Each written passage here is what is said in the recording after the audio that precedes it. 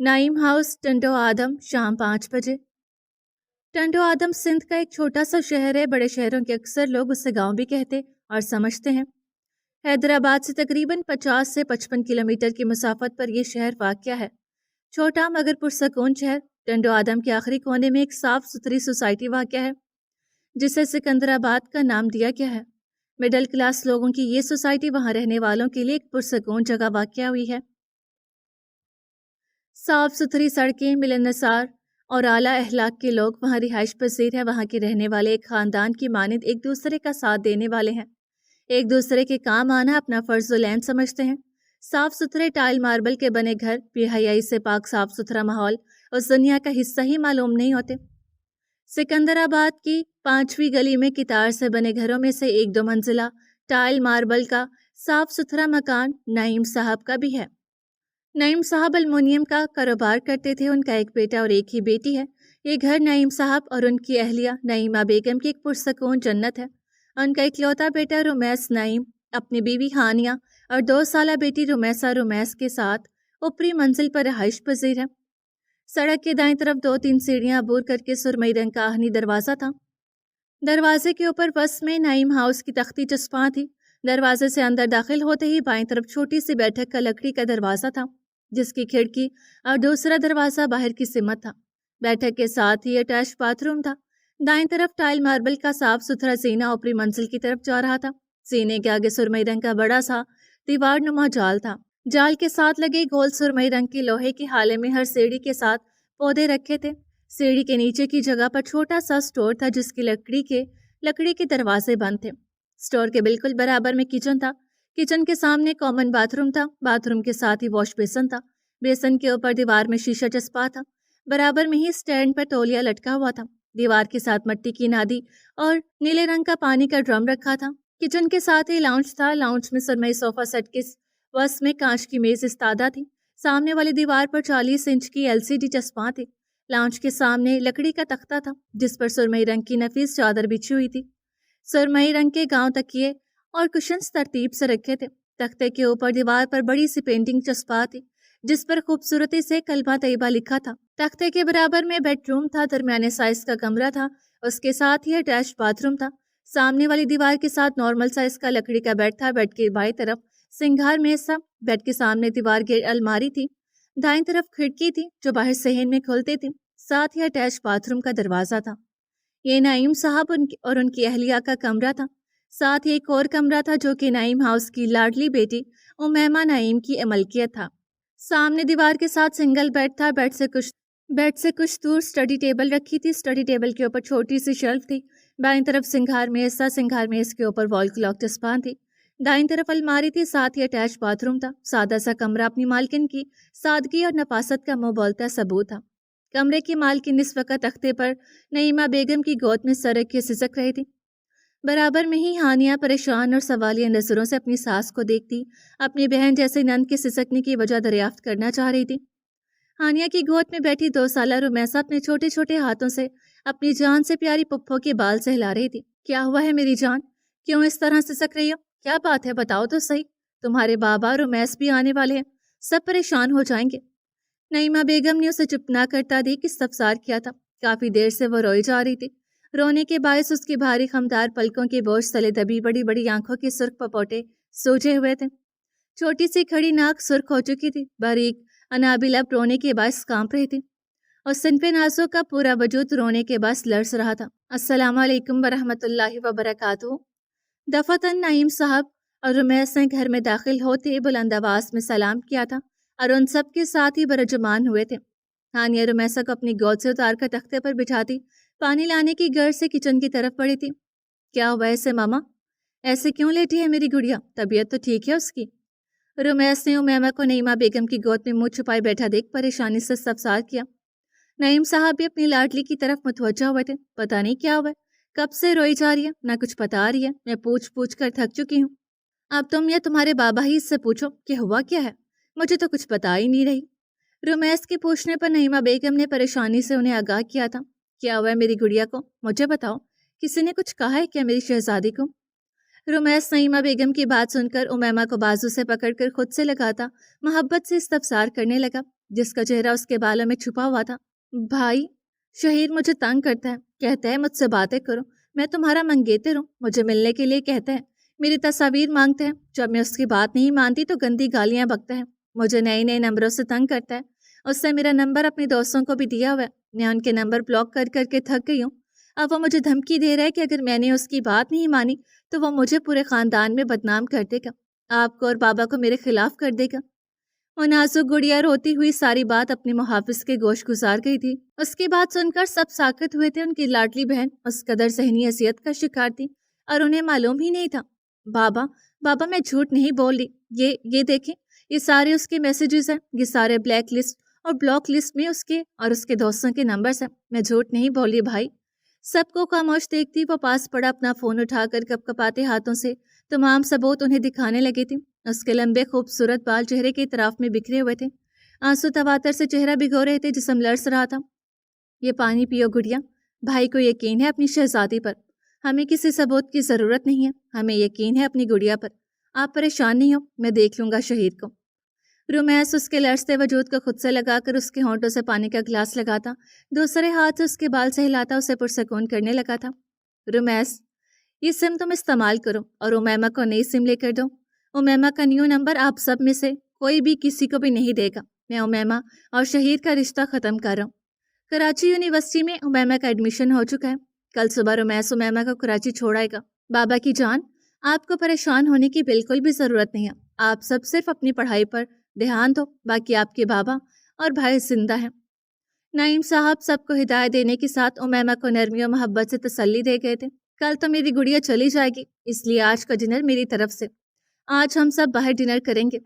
رومیس نے امامہ کے ماتھے پر پیار کرتے ہوئے فوراً سے پلان بنایا۔ ٹھیک ہے، لیکن جلدی جا کر جلدی واپس آ جائیں گے، آج نیو ایئر نائٹ کے باعث بہت رش ہوگا۔ نعیم صاحب نے رومیس کی بات پر متفق ہوتے ہوئے کہا، جس پر سب سر اس بات میں ہلا گئے۔ مغرب کی اذانیں بھی ہو گئی ہیں، ہم بھی نماز پڑھنے جا رہے ہیں، آپ لوگ بھی نماز پڑھ کر تیار ہو جانا تاکہ جلدی ہی واپس آ جائیں۔ رومیس سب سے کہتا اٹھ کھڑا ہوا تو نعیم صاحب بھی اس کے ساتھ ہی باہر کی طرف بڑھ گئے تھے۔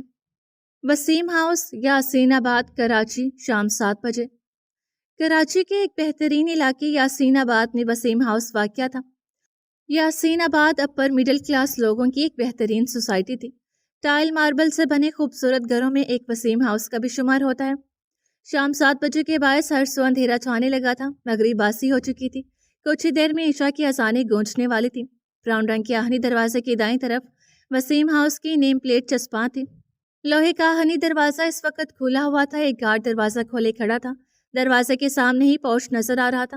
درمیانے طرز پر بنے پورچ میں اس وقت 3 گاڑیاں کھڑی تھیں، پورچ میں ہی گھر کے افراد کھڑے دکھائی دے رہے تھے، غالباً وہ سب کہیں جانے کے لیے تیار کھڑے تھے۔ دفعتاً ایک ایک کر کے وہ سب ایک ہی گاڑی میں سوار ہوئے تھے۔ چند لمحہ بعد وہ گاڑی سڑک پر دوڑتی نظر آ رہی تھی۔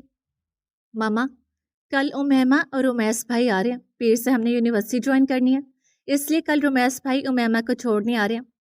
گاڑی میں چھائی خاموشی کو لامیا کی آواز نے توڑا تھا۔ بلیک مخملی ٹخنوں کو چھوتی لمبی قمیص کے ساتھ ہم رنگ پنجابی میں ملبوس میچنگ دوپٹے کو اپنے ہاتھوں کے گرد لپیٹے، لیئر کٹ بالوں کو کھلا چھوڑے وہ 20 سالہ نازک شہزادی اپنے فون میں مصروف اپنی ماں کو آگاہ کر رہی تھی۔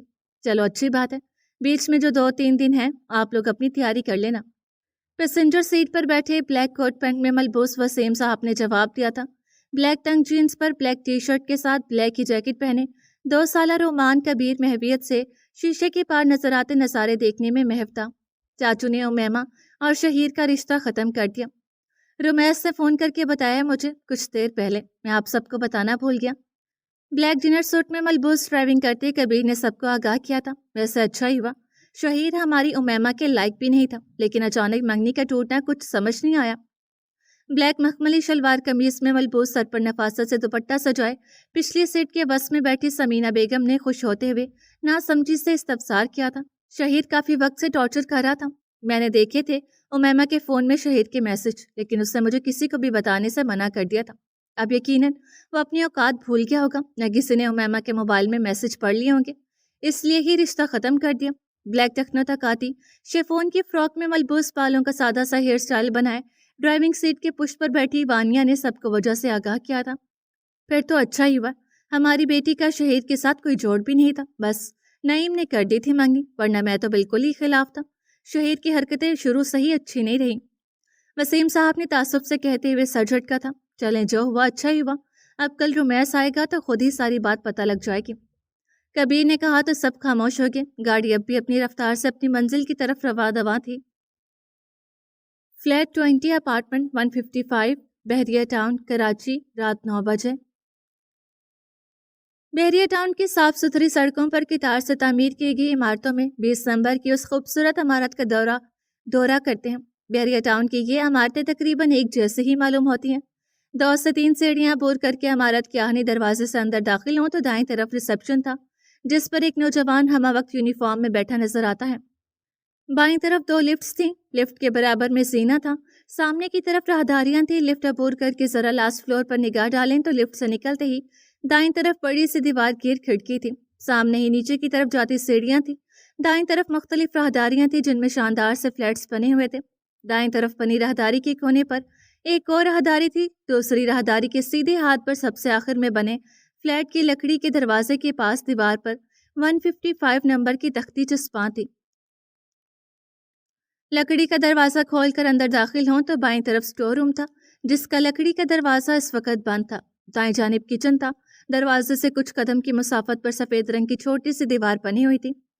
دیوار کے اس پار لاؤنج میں سفید صوفوں کی وسط میں کانچ کی میز استادہ تھی، سامنے دیوار پر بڑی سی LCD تھی، دائیں بائیں دیواروں پر مختلف قسم کی پینٹنگز اور تصاویر چسپاں تھی۔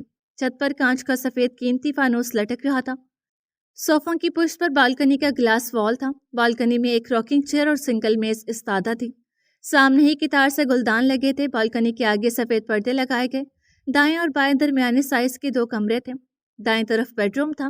کمرے کی بائیں جانب دروازے کے پیچھے دیوار میں الماری نصب تھی، الماری کے برابر میں ہی باتھ روم کا دروازہ تھا، سامنے بالکنی کا دروازہ تھا، دائیں طرف دیوار کے ساتھ سفید جالی دار پردوں سے ڈھکا بیڈ تھا، بیڈ کے آگے مخملی قالین تھا، بیڈ کی دائیں طرف ڈریسنگ ٹیبل تھی، بیڈ کے بائیں طرف ایک اور بالکنی کا گلاس وال تھا۔ ڈریسنگ ٹیبل کے اوپر دیوار پر وال کلاک نصب تھی، کمرے کی چھت کے وسط میں قیمتی فانوس لٹک رہا تھا۔ دوسرے کمرے کی بائیں طرف دیوار میں الماری نصب تھی، الماری کے برابر میں ہی اٹیچ باتھ روم کا دروازہ تھا، سامنے دیوار گیر گلاس وال تھا، دائیں طرف دیوار گیر سفید شیلف بنی ہوئی تھی جس میں مختلف اقسام کی کتابیں ترتیب سے رکھی ہوئی تھی۔ شیلف کے سامنے والی دیوار کے ساتھ بڑی سی سفید اسٹڈی ٹیبل رکھی تھی، ٹیبل کی دونوں طرف لیمپ نصب تھے، قیمتی لیپ ٹاپ، مختلف فائلز، مختلف پین پینسلز، الارم کلاک اور موبائل ٹیبل پر رکھا تھا۔ زمین پر قیمتی قالین بچھا تھا، دفعتاً کوئی عجلت میں کمرے میں داخل ہوتا اسٹڈی ٹیبل کی طرف بڑھا تھا۔ ہائی ہیلز کی ٹک ٹک خاموش فضا میں ارتعاش پیدا کرتی کسی صنف نازک کے وجود کی گواہ تھی۔ سلور سلک کے سادہ پلازو اور گھٹنوں تک آتی قمیض پر بلیک مخملی ٹخنوں کو چھوتا لانگ کوٹ پہنے، وہ ٹخنوں سے گھٹنوں تک سلور خوبصورت کام سے مزین تھا۔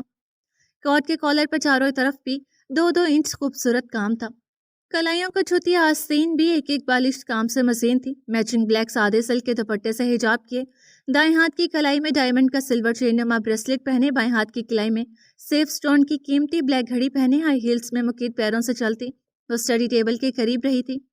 بلیک لاکھوں کی مالیت کے پرس کی سلور چین اس کے کندھے پر لٹک رہی تھی۔ دائیں ہاتھ سے اسٹڈی ٹیبل پر رکھا اپنا آئی فون اٹھاتی وہ موبائل کی سکرین روشن کر کے چند ثانیوں بعد ایک ویڈیو اس کے فون پر چلنے لگی۔ بنا آواز کی چند سیکنڈ کی اس ویڈیو نے اس کے اشتعال کو ہوا دی تھی۔ ہلکے پھلکے میک اپ سے سوارے گئے خوبصورت نقوش غصے کے باعث سن گئے تھے، ماتھے پر ان گنت بلوں کا اضافہ ہوا تھا۔ چند لمحے خود کے اشتعال کو ضبط کرنے کی کوشش میں ناکام ہوتی وہ فون اپنے قیمتی پرس میں فون رکھ کر تن فن کرتی کمرے تو کیا گھر سے نکلتی چلی گئی تھی۔ نہ جانے ایسا کیا تھا اس ویڈیو میں، اب کس کی شامت آنی تھی۔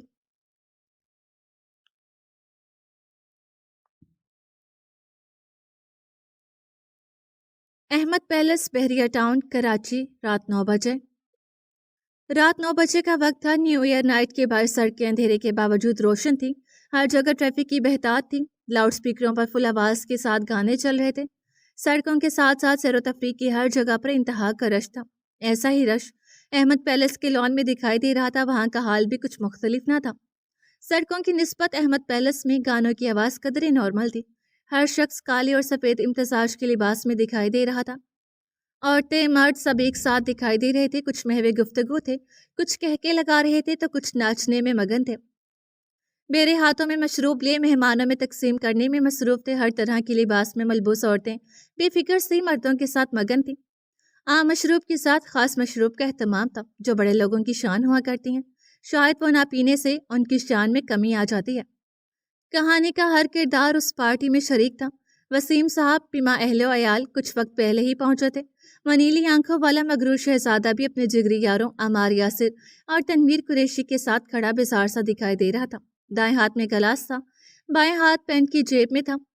بلیک ڈنر سوٹ میں ملبوس وہ گہری کالی آنکھوں والا عمار یاسر اپنا سوگوار حسن چہرے پر سجائے وجہ لگ رہا تھا۔ تنویر، ہم تینوں میں تو ہی سنگل رہ گیا، دیکھ لے شاید کوئی پسند آ جائے تجھے، بس تیری طرح مغرور نہ ہو، ورنہ تمہارا تو اللہ ہی مالک ہوگا۔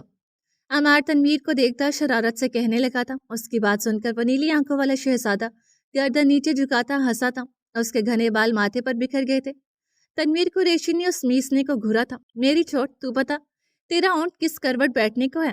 تنویر نے اسے گھورتے ہوئے اس پر ہی وار کیا تھا۔ اس کے سوال پر دہیا دل کھول کر ہنسا تھا۔ تمام مہمان اس مغرور شہزادے کی خوبصورت مسکراہٹ دیکھتے ساکت ہوئے تھے۔ اس کا اونٹ بیٹھنے کو تیار ہی نہیں ہے تو کروٹ کی بات کرے میرے بھائی، دہیا ہنستا ہوا کہتا۔ تنویر کو بھی ہنسا گیا تھا۔ عمار نے خونہار نظروں سے اسے گھورا تھا۔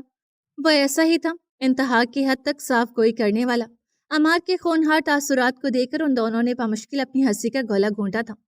ابھی ان کی تو میں جاری رہتی کہ ان تینوں کی نظر داخلی دروازے سے داخل ہوتی اور آتش فشاں پر پڑی تھی۔ ہاں، وہ وہی تھی، فقیہہ وقاص احمد۔ وہ لمبے لمبے ڈگ بھرتی لان کے بیچوں بیچ کھڑی عافیہ وقار کی گردن پر حملہ آور ہوئی تھی۔ عافیہ کی گردن اپنے دائیں ہاتھ کے شکنجے میں جکڑتی وہ اس کا وجود پیچھے کی طرف دھکیلتی پلر سے لگا گئی تھی۔ لان میں گونجتی آوازیں ساکت ہوئی تھی۔ گانوں کی آوازیں عافیہ وقار کی آواز کے ساتھ دم توڑ گئی تھی۔ ہر کوئی آنکھیں پھاڑے اس ابلتے لاوے کو دیکھ رہا تھا جس کا چہرہ بالکل سپاٹ تھا۔ زبان سے ایک لفظ بھی نہیں نکلا تھا۔ اس کے اس جارحانہ عمل نے سب کو یہ ساکت کر دیا تھا۔ یہ کیا تماشا ہے؟ تمہاری ہمت کیسے ہوئی میری منگیتر کا گلا پکڑنے کی؟ بلیک کوٹ پینٹ میں ملبوس مناسب سے نکوش کا حامل ساحل ندیم اس کی طرف بڑھتا دھاڑا تھا۔ ساحل نے جیسے ہی اپنا ہاتھ فقیہہ کے ہاتھ پر رکھنا چاہا، ایک الٹے ہاتھ کے کرارے تھپڑ نے اس کے چہرہ پھیرنے پر مجبور کر دیا تھا۔ وہ جو آج عافیہ کی سانسیں نکالنے کے در پر تھی، ساحل کو اپنے ہاتھ پر ہاتھ رکھتا دیکھ عافیہ کی گردن جھٹکے سے چھوڑتی اسے الٹے ہاتھ کے تھپڑ سے نواز گئی تھی۔ اس نیلی آنکھوں والے مغرور شہزادے کی زبان سے بے ساختہ گڈ شاٹ کے الفاظ ادا ہوئے تھے۔ اتنی خطرناک صورتحال میں بھی اسے اتنا کول دیکھ کر تنویر قریشی نے اسے گھورا تھا، جس پر وہ بے نیازی سے کندھے اچکا گیا۔ آج غلطی کر دی ہے تم نے فقیہہ وقاص احمد کو چھونے کی۔ آئندہ یہ غلطی سے بھی نہیں کرنا ساحل ندیم، ورنہ یقین کرو تمہارا بازو اکھڑنے میں مجھے ذرا برابر بھی افسوس نہیں ہوگا۔ میں عافیہ وقار نہیں فقیہہ وقاص احمد ہوں۔ مجھے یقین ہے میرے اس تھپڑ نے تمہیں یہ ذہن نشین کروا دیا ہوگا۔ وہ مغرور شہزادی اپنے انگشت شہادت لہرا کر برف کی مانند سرد لہجے میں گرائی تھی۔ ساحل ندیم نے نفرت سے اسے دیکھا تھا۔ یہ کیا تماشا ہے فقیہہ؟ تم نے اپنی ہونے والی بہنائی پر ہاتھ اٹھایا؟ تمہیں ڈیڈ کی عزت کا ذرا خیال نہیں ہے؟ بلیک ڈنر سوٹ میں ملبوس اریب وقار اس کے مقابل آتا دبی دبی آواز میں دھاڑا تھا۔ میڈیا کو پارٹی میں شرکت کی اجازت نہیں تھی، ورنہ اس مغرور شہزادی کا کارنامہ ابھی ٹی وی پر ساری دنیا دیکھ رہی ہوتی۔ مہمانوں میں چہمگوئیاں ہونے لگی تھی۔ میرے یہاں کسی سے کوئی تعلق نہیں ہے اریب وقار، چاہے پھر وہ ساحل ندیم ہو یا وقاص احمد، اس لیے یہ فضول تعلق مجھ سے منسوب کرنا بند کریں۔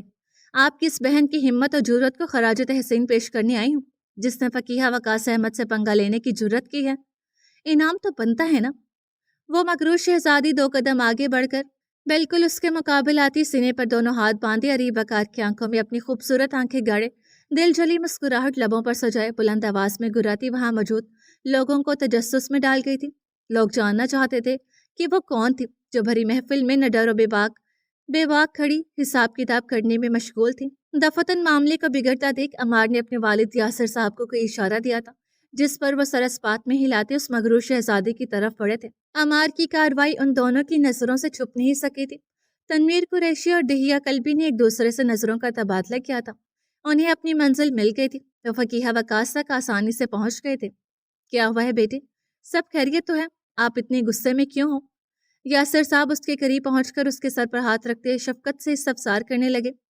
سب دم ساتھ سارے تماشے سے لطف اندوز ہو رہے تھے۔ نیلی آنکھوں والے شہزادے نے اپنی کامیابی پر سرشار ہوتا آنکھوں میں چمک لیے لبوں پر فاتحانہ مسکراہٹ سجائے پاس سے گزرتے بیرے سے مشروب کا گلاس لیتے لبوں سے لگایا تھا۔